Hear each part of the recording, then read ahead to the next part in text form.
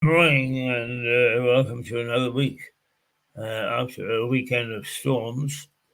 Although, how sad that Saturday was complete.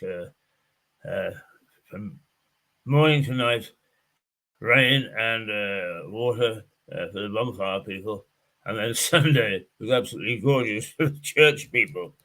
Did you go to church, Richard? No.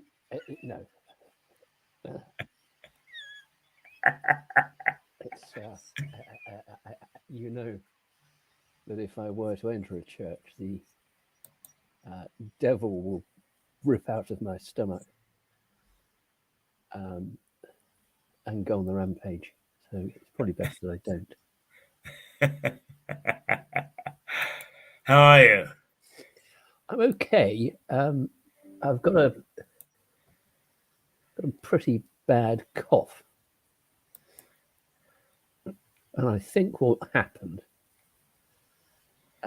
is members of my family came home, including my youngest, who has just started university. And I recall when I was a student that it was known as freshers' flu, because it's all these students arriving at the same place from different corners of the country. And they personally may have set up herd immunity within their families, wherever they're from. But that doesn't necessarily apply to other people. So she came home with this hacking cough. And the rest of us have got it now. So, yeah. Those bugs love a confined space, don't they? Oh, yes.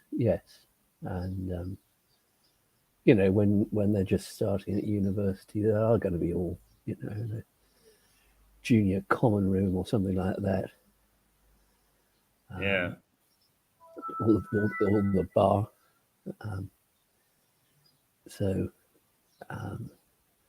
So I have felt better, I've got to say. Yeah. I'm feeling a little, I mean, not having had anything to drink yesterday, or at least a very small glass of wine. I'm feeling a bit as if I'm hungover this morning, but I don't have a cough or a sniffle, but I think that it's that time of year, particularly when the weather changes, that the bugs come out and they attack in force. Oh, yes.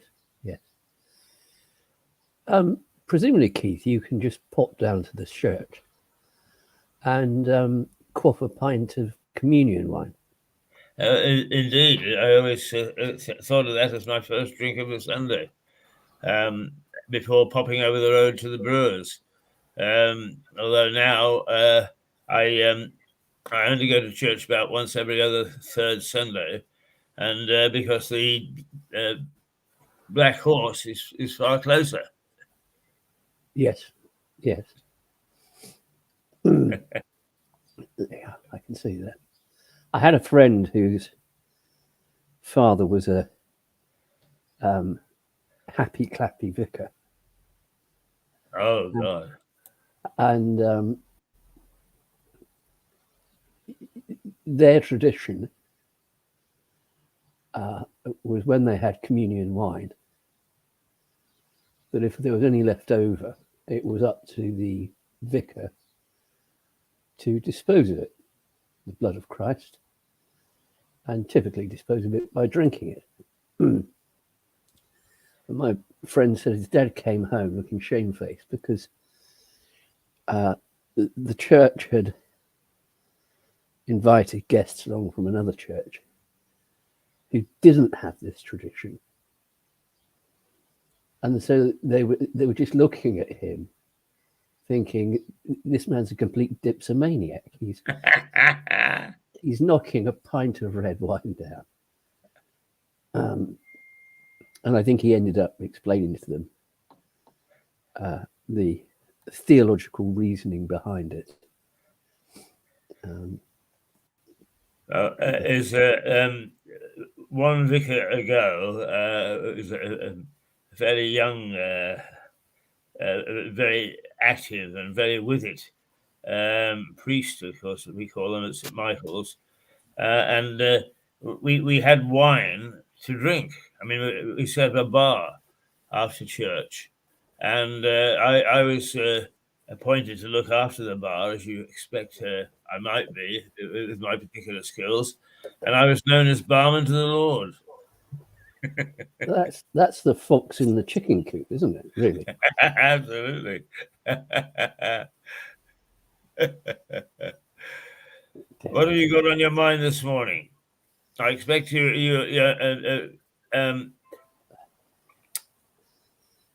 Well, of course, is away today. In fact, is he with his family? No, I think he's coming along. Ah, right. He hasn't appeared yet. Let me just. He is saying that he's texted you because he doesn't have a link. Right, okay, I shall resend it to him.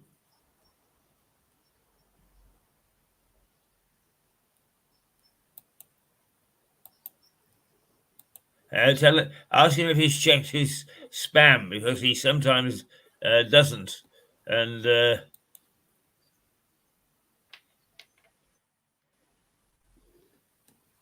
he's a naughty boy that way.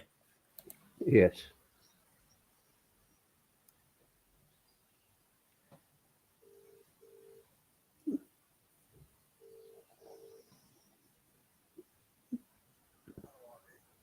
It's gone to him again. So it's been sent to you twice, and Keith was just wondering whether you checked your spam. Okay.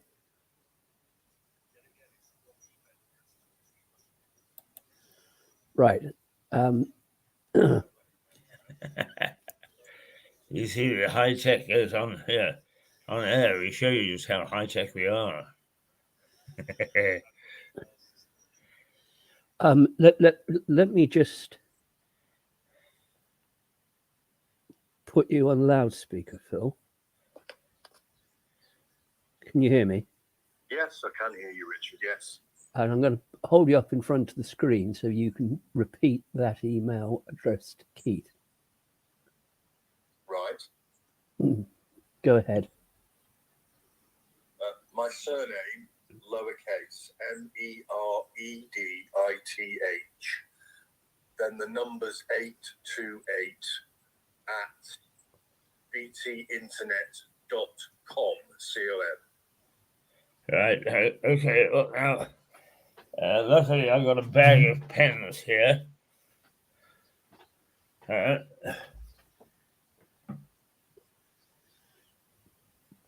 Are you ready to take a note of it? I better take a note of it, hadn't I? Are you asking me or Keith that?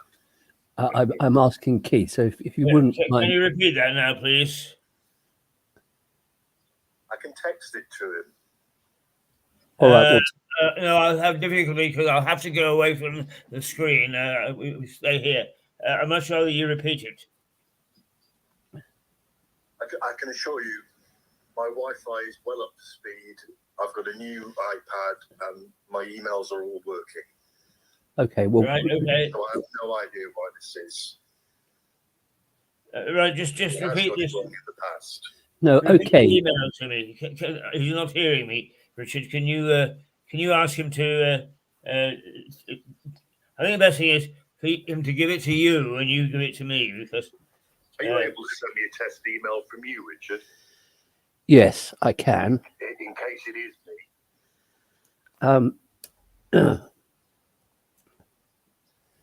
Just give me a moment. Presumably you've got my email address. It all happens at Mirador on a Monday morning. Everybody gets a headache, including the system. Let me have a look, Phil.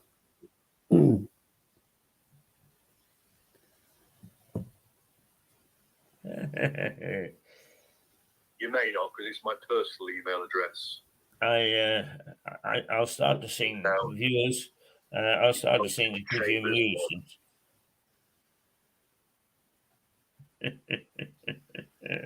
Yes, so Meredith828 at btinternet.com. That's it, pal. Yeah. Okay. Keith. More importantly, how are you today? Yeah, I'm okay. I was just saying to Keith Meredith 828. at btinternet.com. Okay, well, you two keep chatting, and I'll see if I can get on that one. Yes, well, in case it's me or not. No, he'll send one through to you. It'll be fine. I was explaining to Keith that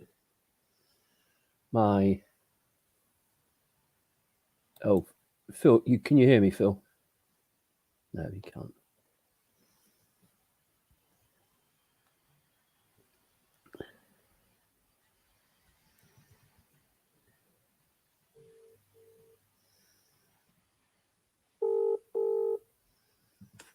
Sorry, it cut off for some reason. Yeah, don't worry.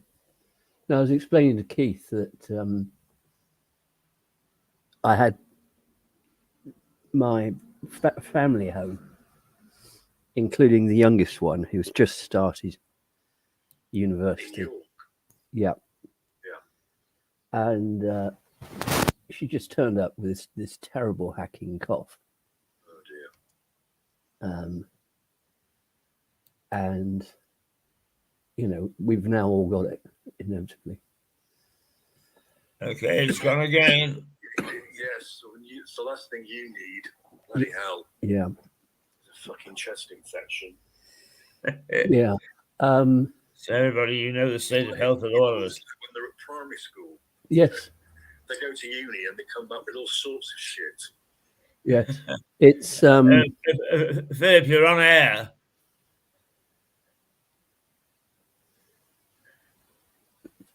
Philip.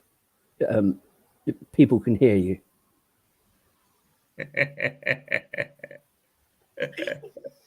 Yes, I've got you on speakerphone next to the laptop where I can see Keith and myself, and so other people will be able to see us. So I think moderating your language a little bit might be of use.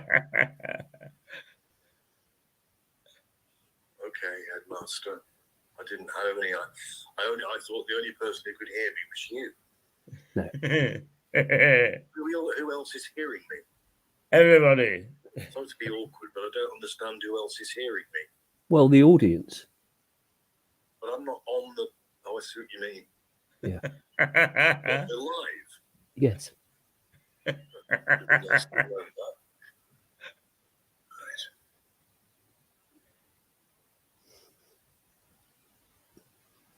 So I was saying to Keith that when I was at college, it was always called freshers' flu because, you just got it when you started at university. Yeah. And I remember in my year when we started, it was about 2/3 of the people in my year who ended up trotting off to the GP, who was a very miserable man, it has to be said. Well, it's like running a prison, isn't it? Well,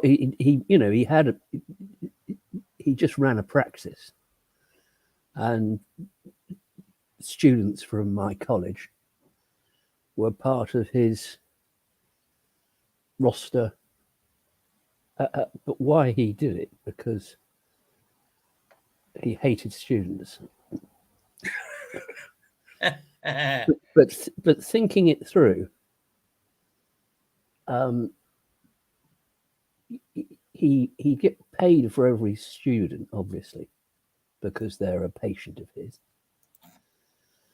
And once you get past that initial flu, students tend to be a relatively healthy bunch. So he didn't really have to do very much apart from occasionally dole out the pill. And so I would have thought he saw it as a nice way to augment his general practice with the citizens of North Oxford.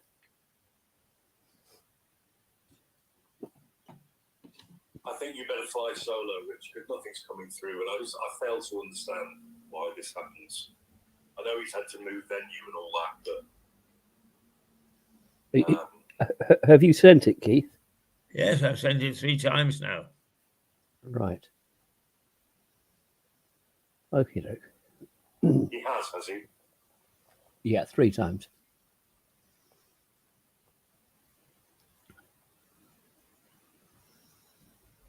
Well, this is a great shame, but I don't know what to do, really. My emails are working fine. You could send me a test email. How long would that take you? Then if yours doesn't come through, then there's something wrong.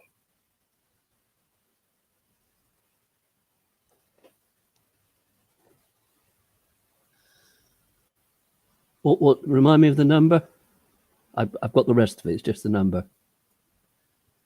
828. Got it. Yeah. Internet.com. Yeah. All lowercase. MERED. Yeah. Yeah, I've got it stored. I send it on the same one that I always do, but I just double checked, and in fact, that was the email that Philip has provided.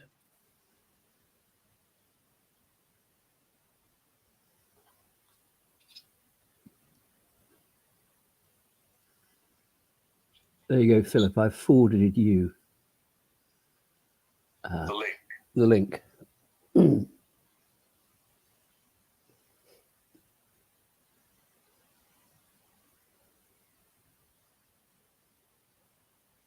Yeah, that's come through.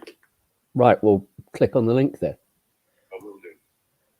Because obviously my email doesn't like his, so I'll send it on a different email in the future.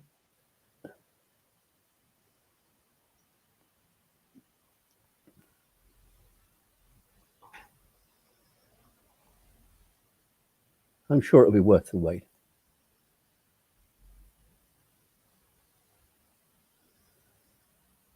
See, happy-go-lucky Phil. There we are. As if by magic. As if by magic. Yeah, but there's no magic, Keith, because Richard forwarded me the link. You mustn't have my correct email address. That's all I can think. It's the same one that I always use. But sometimes systems don't like one another. What I'll do next time is I'll send it on a different email. From you mean? Yeah. All right. Well, anyway, that's enough of that. Let's get on with it. I'm sorry about the problem. No, it's all right. I'm sure that actually people, one of the things about this type of television is people love to see other people's problems. Okay, what have you got up your sleeves this morning? What would you like to talk about, Phil? Well, you suggested a subject close to the heart of the three of us, which is alcohol. We can save that for another day. Well, my other suggestion was to share. You both experienced bonfire, Yeah. which would interest me, and I had a weekend wherein my son, and this is not why I'm mentioning it, I went to see his graduation, which was at the Guildhall in London, a place I'd never ever visited apart from the old magistrates' courts that used to be in the bowels. Yeah. And just irrespective of the award, of the degree, what a magnificent occasion it was. No, bonfire came to mind again for 2 reasons. Firstly, you may have seen on the news this morning that they had dreadful trouble in Edinburgh and Glasgow. Yes. And Dundee, but predominantly in Edinburgh, with youths encouraged by adults. So, bonfire night in Scotland meant riot police, which I found very sad more than anything. Well, they were throwing Molotov cocktails at the police. They were throwing bricks at police cars. And apparently it's an ongoing problem. They set up an operator. You and I know, Richard, that the police always give these operations a name, and because they had trouble last year, but on a far lesser scale, they introduced Operation Moonbeam.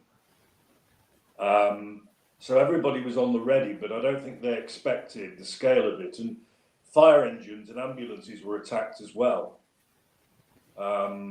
It beggars belief, actually. I just really don't understand it. It's so, with Keith here, I will have to say, it reminded me of Northern Ireland. Why on earth would they want to do that? I mean, even the images I saw on the website, it didn't look a particularly awful area. The housing looked okay. But also, by sheer chance, I found a fairly old article on Lewis and the history of the bonfires, and it confirmed what Keith told us, and you already knew, Richard, which I didn't. Because in some of the parades years ago, I don't know whether it happened this year, but there is part of the procession that carries wooden crosses, at least 3 wooden crosses, almost like Calvary. And the article reminded me of what Keith told me in your company, that the bonfires obviously began in memory of the 17 martyrs. Yes. And the first time an effigy of the Pope was burned was, it was the Pope who had been elected just before November the 5th in a particular year. I think Pius the 5th or something. I think it was Paul. And there we are. So I saw on the news, I saw the effigies. I thought the HS2 one was very funny, and so on. But so, Richard, it interests me what your bonfire experience was like this year. Well, I just didn't go out of the house.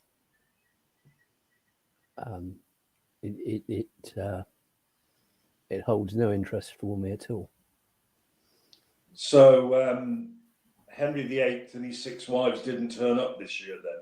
They didn't come and seek to use the downstairs lavatory. No, which was a blessing. Did any of your family go out? No. Because your youngest came back from York, where she's an undergraduate, didn't she? Yeah. And brought you all back a present. A cough. Yeah. So on top of you not being tickety-boo anyway, you all now have Kitty's cough. Absolutely right. No, just changing the subject slightly there, Keith. The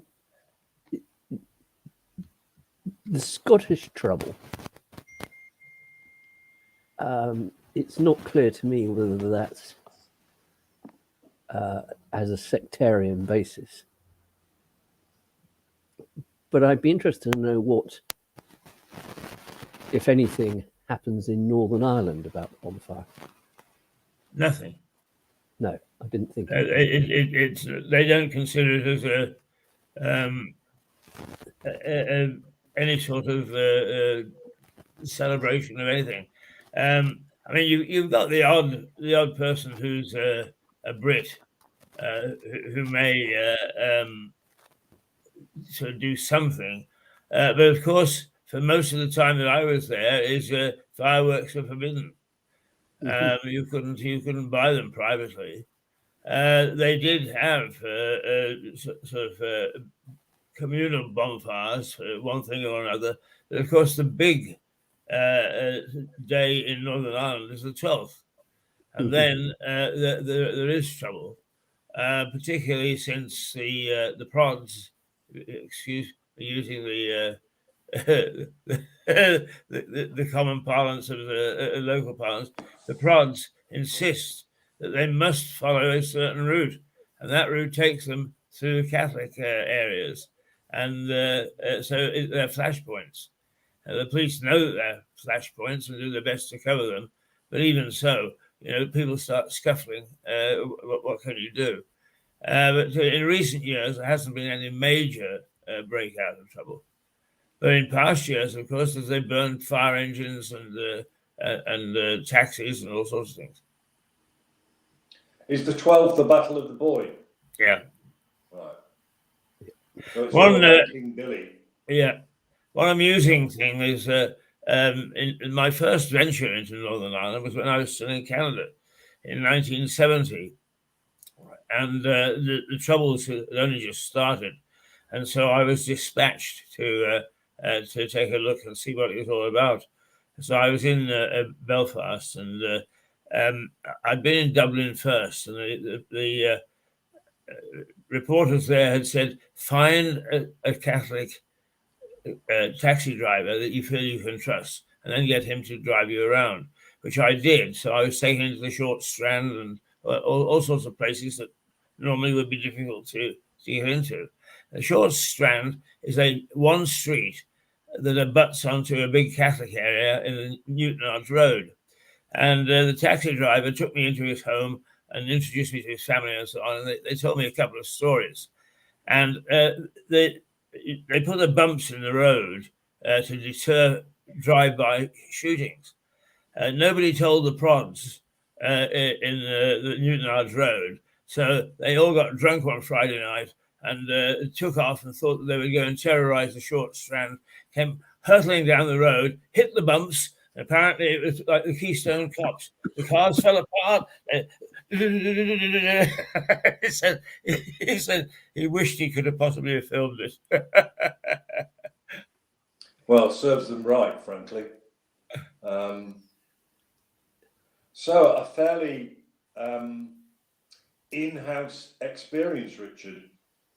Yes, well, with nobody calling in. Yeah, the weather wasn't great anyway. No. So even though it's a Saturday night, which often has more people out and about, I think a lot of people would have been deterred by the weather. I don't know what. Yeah, well, they still reported thousands and thousands of people managing to get into Lewes, but whether that's true, I don't know. Certainly, some of the pictures I saw, the pavements were pretty packed. Yes. But there again, they're not overly wide, are they? No. Well, you get some awful bits like the bottleneck, where people are just squashed up together. Yeah, which is basically dangerous. Yes, quite. I mean, had Keith been on the Red Devil, he could have scored so many points. Oh, it would have been like a game of Skittles. Yeah. It would indeed. Particularly on sports mode. Yeah. Keith, did you go out for bonfire, Keith? No, I did not. I went down to my little store, which is no more than about half a mile away, on the Red Devil, and got some sweets and things, and came back. And I actually ended up working. There were a few things that had to be done for Mirador, and I didn't. I looked outside at the lights and the grounds of my apartment block, and I thought, isn't that strange? You know, there are thousands of people packed in no more than half a mile away, and I can't hear a thing. You wouldn't know anything was going on. And it wasn't until they actually had all obviously got to their bonfire sites and let off all their firework displays that I could hear them. But yeah, I mean, when did I first come? 1990.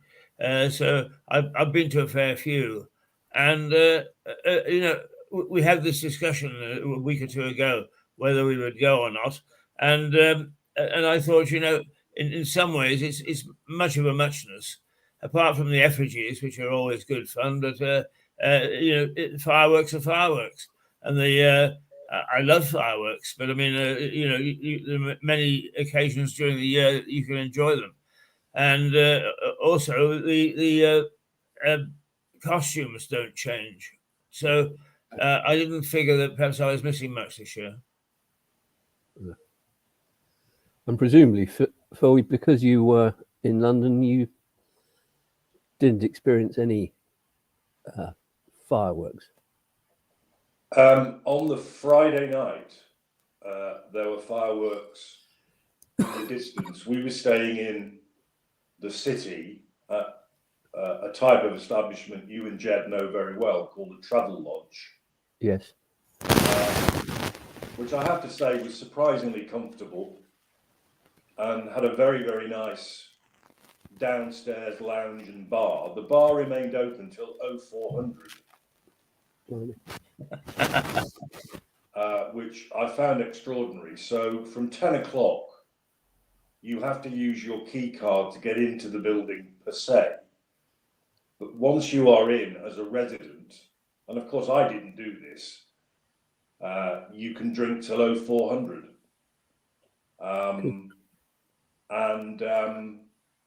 Yeah, the majority of the staff were perfectly pleasant. And we were very comfortable there. I have to say that I hadn't been to the city for quite some time, and even on the Friday, particularly the Saturday, it was just a desert. I mean, it was very few people, pouring with rain on the Saturday, because the ceremony had been on the Friday afternoon and evening.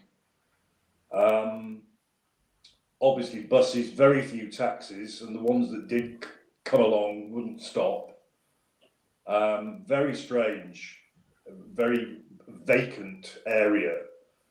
But like I say, the real experience was, yes, the ceremony, which they did extremely well. And they did really nice, after the event, nibbles and bubbles, which I thoroughly enjoyed because they had some very nice red wine on offer. And Jackie thoroughly enjoyed because she likes cheese straws and decent champagne. So they really did put a show on, but the building, which is my main reason for mentioning it, the building was eye-opening. I don't know whether either of you have ever been inside the Guildhall. No. Well, the main hall where the ceremony took place, part of it reminded me of the Inns of Court, Richard, because it's the Guildhall. As you can imagine, the walls and part of the ceiling are just covered with the arms, the coats of arms, shields of every guild. Gosh, and that's right. fascinating in itself, but they've added to that. I mean, there is a huge, bang in the middle of the hall, I mean, against the wall, I don't mean literally in the centre, but there's this enormous memorial to the Duke of Wellington. And believe me, it is stunning. It's him in all his finery, sitting on a plinth, surrounded by his acolytes, and you know they're like those sort of Grecian type, neo-Grecian things, and they're all sort of looking at him as if they're worshipping him. But it just is extraordinary. And there are other features in the decor and other statues and so on. So it was a bit of a wow, I have to say. And the rest of the building, which is huge, like I say, we then went into an area that they call the library, although there wasn't a book in sight. Where, as I say, we had a lovely time having a drink and a bite to eat. The shame was that Oliver, my son, because he just plays venues and gigs and teaches all the time to earn a living, he had decided to accept a request made that afternoon to go to the windmill in Brixton and play electric bass with a band down there by invitation. So we were really up against it in terms of time to get him changed back at the Travel Lodge, and then he went off to do the gig because he'd left all his kit in our room. So we could have spent longer at the Guildhall, but very impressive. Very impressive. I'll tell you what, Richard, as a graduation ceremony and the behaviour of the students, it wasn't like mine. I don't know how well behaved you lot were, but this lot, particularly the actors, so it was the musician graduates and the acting, the drama graduates, and God, the stuff they turned up in, and the noise they made. I mean, even the compere, as I would call him, the MC, after it all finished, he just said, and the audience laughed because he just said, "Those actors are very different to the musicians, aren't they?" Because they were whooping like, like some Native American tribe. It was just extraordinary. Anyway, that was all part of parcel. And as I messaged you, it was very, very inclusive and multicultural. Very. Tell me this, Phil. Is the Guildhall open to the public more generally? Yes. Right. Yes, quite limited times, but I did see a sign at the entrance.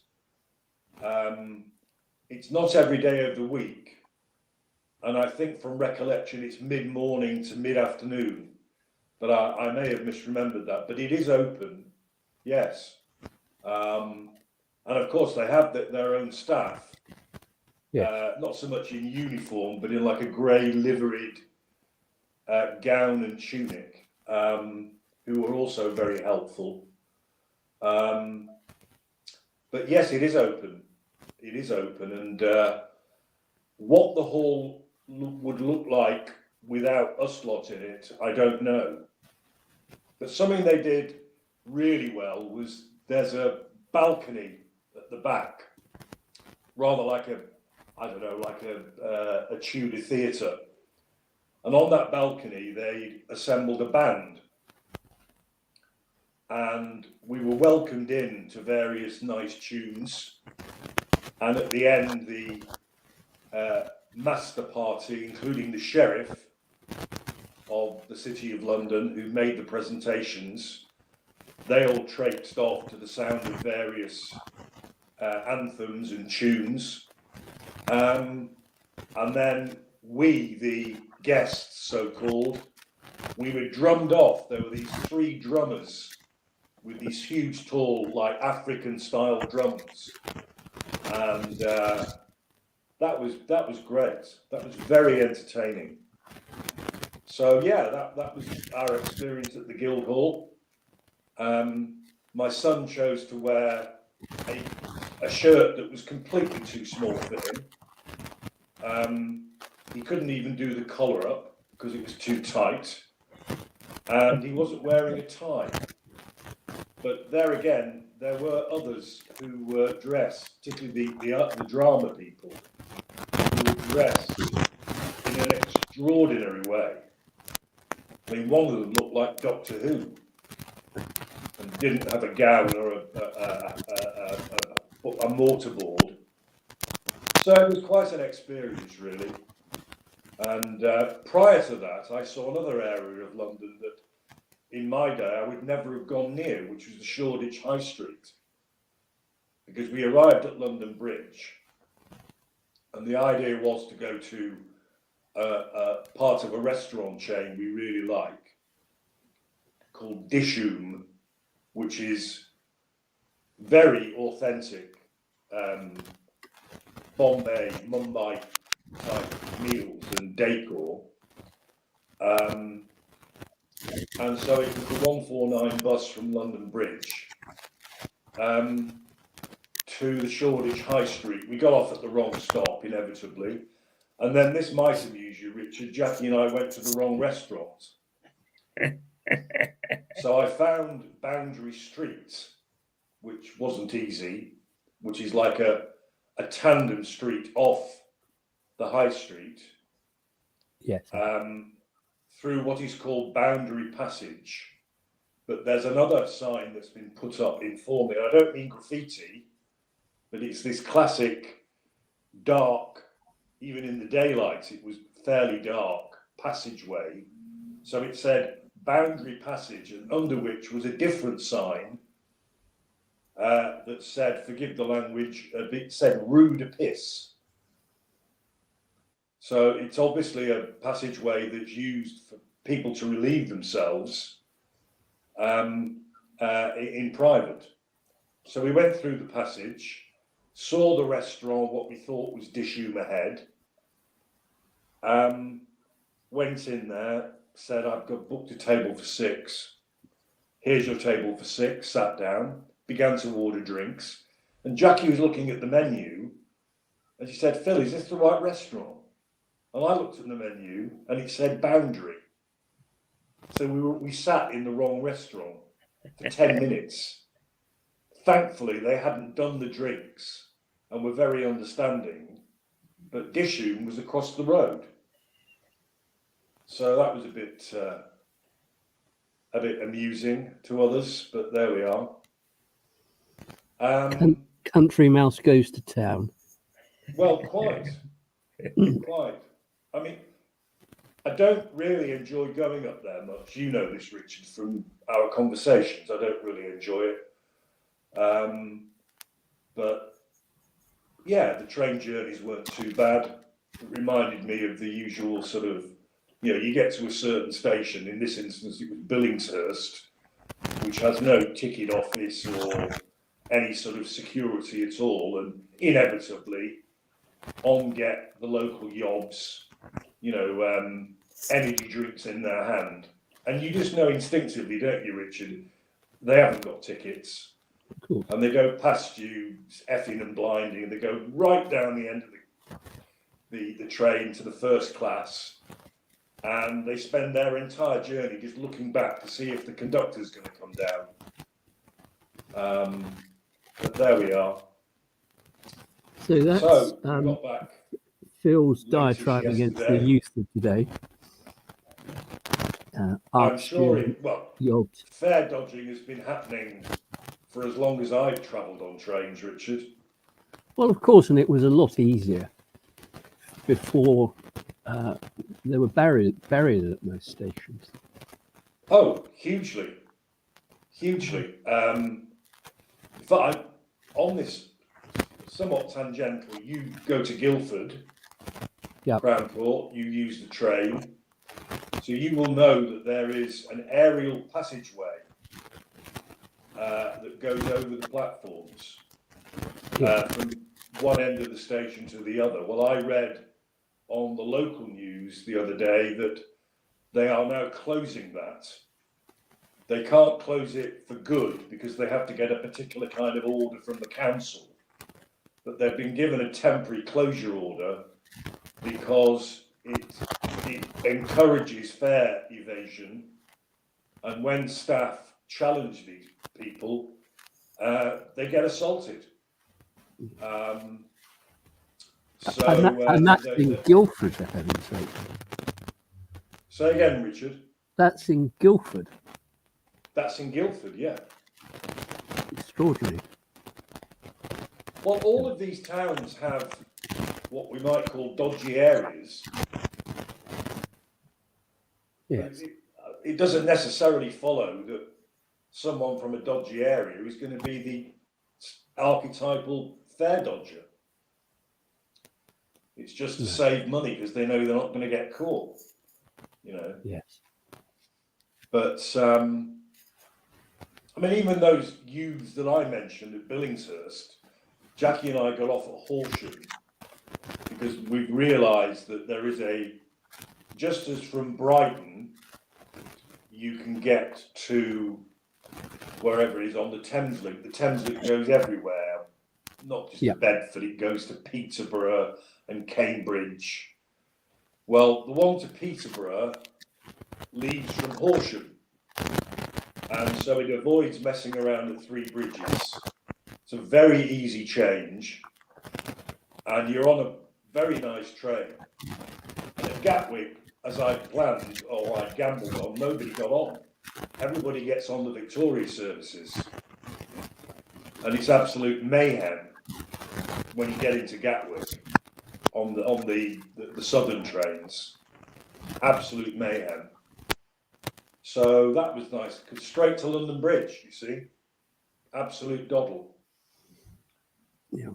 So yeah, so then we came back yesterday, and as I may have mentioned, Richard, by sheer good fortune, Oliver had picked up a function to play at, which happened to be at Arundel Town Hall. So we came back in the most foul weather. I mean, the weather was these bursts of horrendous rain, to the extent that on the approach to Arundel in the train, you couldn't see out of the windows. It was that torrential. And then suddenly it would stop until the next cloud burst. Extraordinary, really. So yeah, so Ollie played on the Saturday night at the town hall, and then went back yesterday because he works as a barman at a place called the Roundhouse, which is another music venue. So it's good for his contacts there. So there we are, Man and His Dog. That's the very interesting Meredithian weekend for you. And I was delighted to get home and get into my own bed again, because I just don't like being away. I know it's pathetic, but I don't like being away. Was your Travelodge near St Catherine's Dock? So, sorry, Keith, say again. Was your Travelodge near St Catherine's Dock? No, it was on the City Road.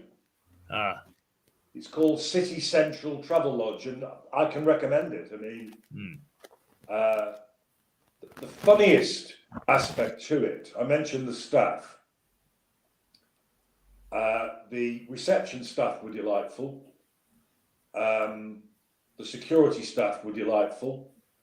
The barman, in the evening, because we did stay for a drink in the bar, was very professional, very patient, because the place actually was full of tourists. It wasn't, there weren't Brits. There was all nationalities. Anyway, on the Saturday morning, we hadn't booked breakfast because you didn't have a choice.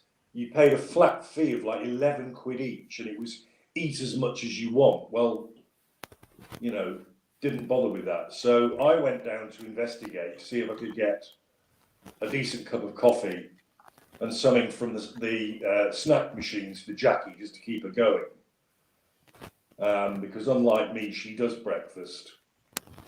And I couldn't believe what I was seeing.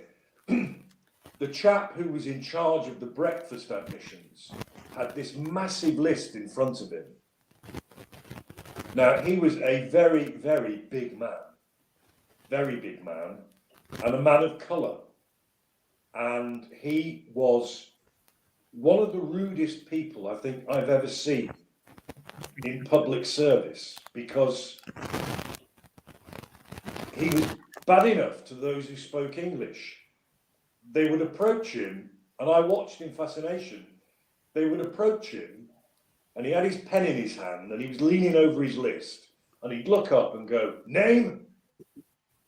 And they would go like that, and they'd give him his name. No, name. And this is with people who spoke English. Right, how many? 3. No, it says 4 here.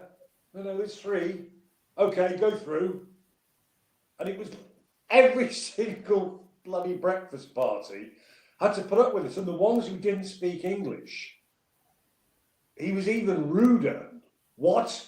Name. What? and you know they. Anyway, there we are. So he was an exception. Everybody else was very nice. Yes, for you to be describing somebody as miserable, Philip, No, I didn't is say miserable.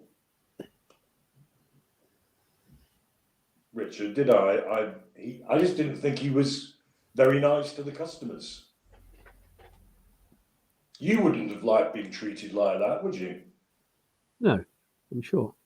You know, you and your 3 daughters. You know, hello, Well, good morning. I was thinking more.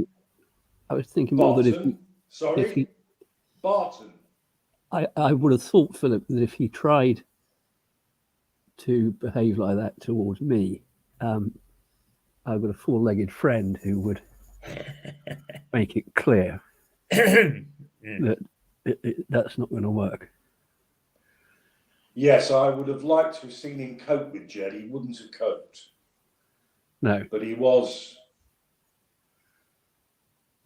I mean, I have various theories. Either he had some sort of special needs or disability and he was being employed as part of a scheme, or he just didn't like what it. I mean, I felt like going up to him as an observer and saying, "Do you enjoy your job, sir?" But I thought if I said that, he might get pretty stroppy. But now, Richard, you simply are not very well this morning, are you? No, I've just got this. It's just really a cough, and it's irritating because it disturbs my sleep, as these things do. Well, maybe we should call it a day now and get you some rest. Yep, I'm happy with that. Because I have sort of run out of things to bore everybody with. Yes, well, Unless, I think Keith, you have any ideas? No, I was fascinated by your description. I will say I've not been into Guildhall, but when I was with Reuters, I spent a fair amount of time in that area, and I was in Mansion House. Now, Mansion House. Now, Mansion House. Now you're talking, yes. I was taken to the Mansion House by my now deceased father-in-law, as he was a guest and I was his guest. Again, at one of the guilds, one of the big dinners they have there. Because I don't think they have the dinners at the guild hall. They use the Mansion House. So I have been to the Mansion House. And again, it's reminding me, there used to be a magistrate's court next to the Mansion House. Yeah. Because I've now got, it's rather like you say, Keith, that something Barton or I say triggers a memory in you. Well, I'm now picturing myself in this rather smart, very unmagistrate's court type courthouse years ago, where they did a lot of white collar fraud cases, inevitably. But no, the Mansion House, I remember fondly, I have to say.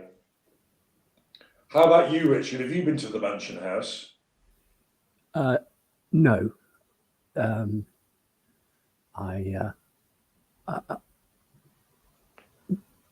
The guilds slightly trouble me. Yeah, you don't like these sort of quasi-secret societies, do you? Yeah, and you know, you can be a member of the Guild of Fruiterers, but never picked up a banana in anger.